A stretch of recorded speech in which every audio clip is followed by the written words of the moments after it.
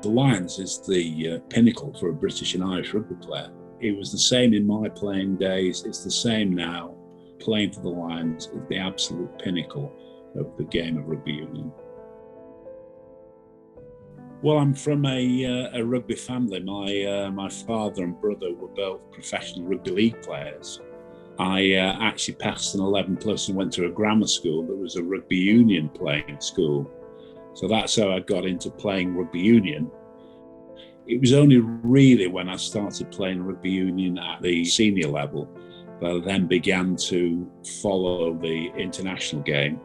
And the one that really motivated me was 1968 tour to South Africa when I was in my second year of senior rugby. I'll never forget the Frick Dupree try in the first test where he ran 50 yards up the touchline and scored, and thought, wow, that was impressive for a second row forward. So that's really where my kind of being in touch with the Lions began. 71, I was selected as a reserve for the 71 Lions, and I was very disappointed when two of the props were injured and I wasn't called forward, so I was very disappointed with that. But then, of course, 74, the whole focus of that season was to play well for England and hopefully gain selection for Alliance to South Africa. Looked at the team, and a lot of these guys were almost your heroes in rugby union. Willie John McBride, Gareth Edwards, JPR Williams. I was very much the junior member of the squad, surrounded by all these great players. And the first game was against Western Transvaal in Potchefstroom, and I was on the bench. And I always remember now going into the changing room before the game, and you throw your bag down and pick up the programme and have a look. And I looked at the opposition programme and pen portraits, and they had a second row called Jan Tromp, who said in the pen portrait that this guy had actually killed a leopard with his bare hands. And you thought, well, good God, if we're playing against these, what kind of men are we playing against? And I always remember when I came on, the first thing that happened is they had a short penalty move where Jan Tromp was to get the ball. And I said to Ian McLaughlin, the other prop, I said, right, you take him high, I'll take him low. And we dumped him on his backside, and that kind of suddenly filled you full of confidence. This guy who was capable of killing leopards with his bare hands was actually human. Waiting for the selection, I wasn't certain whether I was going to be in the team or not, because of course everybody wants to play in the test series. So that was a terrific feeling when I was selected. And the first test was in Cape Town, so we got the series off to a good start. We then went up to Pretoria, beat South Africa convincingly. I think it was the biggest score we'd ever lost the test game by. And then the third test in Port Elizabeth is probably the biggest game of rugby I played in my career, and probably the most violent game of rugby I've ever played in my career, because South Africa, they're a proud rugby nation. The 2-0 down in a 4-match series, they didn't want to lose the series, so they came out with absolutely all guns blazing. And for 30 minutes, it was a very, very tough competition. And then in the second half, we pulled away. The great and late JJ Williams scored 2 magnificent tries, and we won the series. Went up to Joburg, to Ellis Park for the 4th test and final test, and I think we lost a bit of focus. I mean, we're going home. We didn't play as well as we had in the other game, but we still managed to draw the game. In fact, we should have won the game to win the series, not lose a game in South Africa. It'll never be repeated. It was just, it was that historic, and we had a great spirit on that team, and everybody worked really hard together and were very focused on winning the games and winning the series. It was fantastic. I don't think we realised quite how big it was until we actually got home, and then you realise just how much the series had been followed and captured the public over here. So it was quite a homecoming. Having won in '74, and I trained really hard leading up to the '77 tour because I wanted to go to New Zealand. If you've gone to South Africa and then New Zealand with a Lion, then there's not a lot else more you can do. So, completely different squad. Although there were some players who'd been there in '74, but we didn't have the same focus and kind of unity of purpose that we had in '74. It was extremely disappointing, the result of that series, because there's no doubt we should have won the series. We had the players to do it.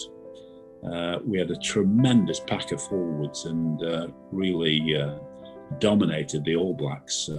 In sharp contrast to '74, the third test, which was the high point of my Lions career, the low point was losing the fourth test in New Zealand when they scored a last-minute try to win the game 10-9. It was just so, I can't tell you how disappointed I felt at the end of that game, because really we'd given them a hell of a tousing in the forwards.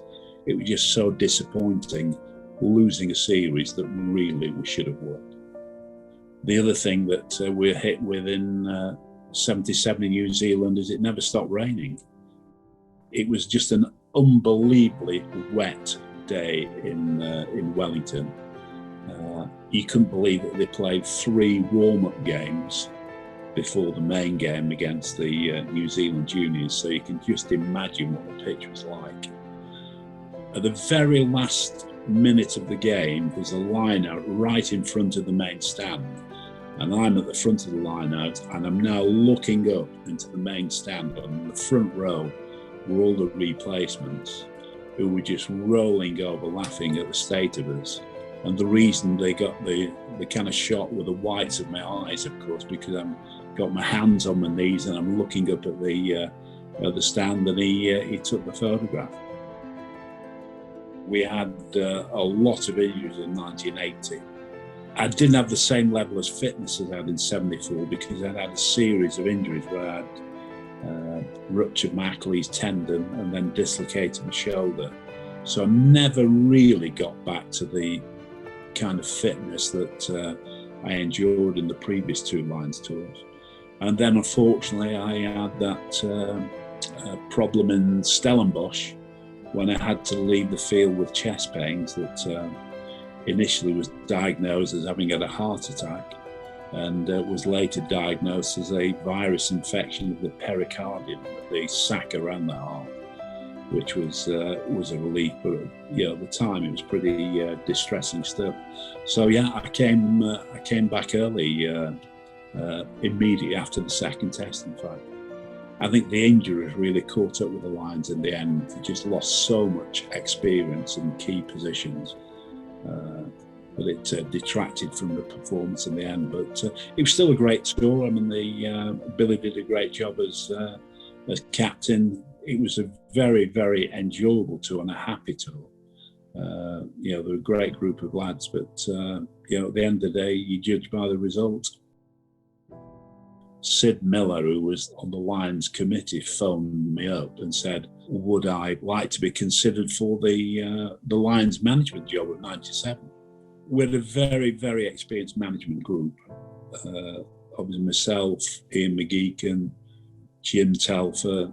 We selected Martin Johnson as captain, who hadn't captained any international teams at all at that stage. So people said that was a risk, but we, when you go to South Africa, the one thing you need to do is meet the physical challenge. If you don't do that, they just walk all over you. So Jono certainly fitted the bill there.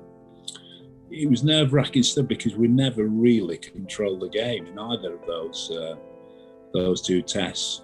First test, we managed to pull away in the last 10, 15 minutes. and win that, which is just so important. In a 3-match series, you've got to win the first one. And then to go up to Durban for the second one, which you knew that the Springboks would come out and absolutely throw the kitchen sink at you, which is exactly what they did. Neil Jenkins just kept us in the game. And then, of course, the famous drop goal from Jerry to win it. 2-0, thank you.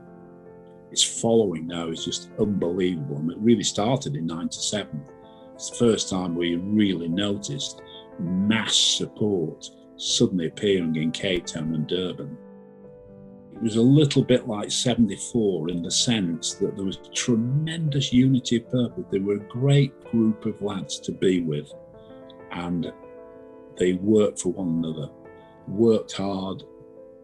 Willie John always says one of the great qualities in life is to know when to work and when to play. And they certainly knew that. So it was just a joy to be with them, and I'm just so pleased for them that we ended up coming away being successful. So when you think of the people who've represented the Lions over the years, we're talking about some of the best women players in the world. So I think you're very aware of that it's your turn to wear the shirt and you don't want to let it down. So pulling that red shirt on with the emblem of the 4 nations is just so special, and playing for the Lions is the absolute pinnacle of the game of rugby union.